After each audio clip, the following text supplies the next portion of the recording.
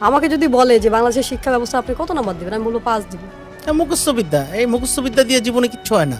আমাদেরকে কি শেখানো হয়? উত্তর মুখস্থ করা। এটা কোথায় কাজে লাগাবেন? আপনাকে আমি যদি বলি যে বঙ্গবন্ধু কত সালে পৃথিবীতে এসেছে, কত সালে গিয়েছে, এটা আমার লাইফে কি ইম্প্যাক্ট ফেলে? কিচ্ছু হবে না, এইসব জেনে এই লাভ সাল হবে আমি না। মুখস্থ করে কি করব? রবীন্দ্রনাথ কত সালে কি করেছে, তার কয়টা বই আছে, ঘোড়া নাকি শেষের কবিতা, লাভ কি আমার জীবনে? প্রশ্ন করা শেখায় না। বাট আপনি দেখেন, যেখানে যান, ইউটিউবে গেলে আপনাকে প্রশ্ন করতে হবে, চ্যাট জিপিটিতে গেলে প্রশ্ন করতে হবে, জীবনে যা চান প্রশ্ন করতে হবে। আপনি কোনো কিছু জানতে চাইলেই প্রশ্ন করতে হবে।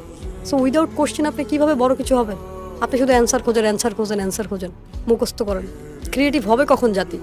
অথচ উন্নত বিশ্বের দিকে তাকান, এই সিস্টেমই নেই। আমাদের যে শিক্ষা ব্যবস্থা এখনো চেঞ্জ হয়নি। মানে কিভাবে আমি বুঝি না, এই শিক্ষা ব্যবস্থা দিয়ে আপনি কি করবেন?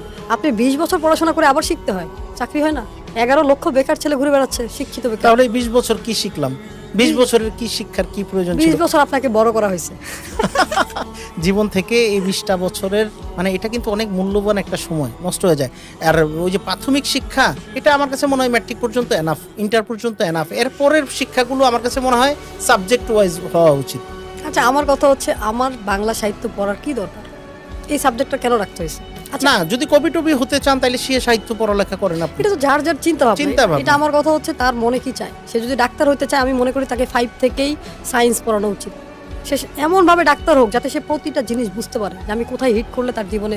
এই যে ডাক্তারের ভুল চিকিৎসার কারণে হাজার হাজার লাখ লাখ মানুষ মারা যায়, কারণ কি? মানুষ পড়া চোর।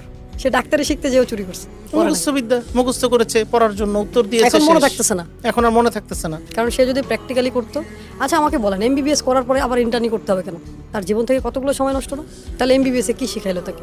মাস্টার্স পাস করে আবার কম্পিউটার কেন শিখতে হবে? মাস্টার্সের পদ্ধতি মাস্টার্সের ভেতরেই থাকতো ওই সাবজেক্টগুলো, এই যা যা দরকার এই সাবজেক্টগুলো। 20 বছর শেখার পরে ইংলিশ বলতে পারি না আমরা, হুম। তাহলে কি ইংলিশ শেখায়? এই শিক্ষা ব্যবস্থা আমাদেরকে শেখায় দাসত্ব।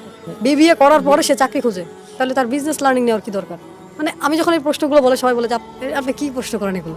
এটা তখন মানুষের কাছে উল্টা মনে হয়।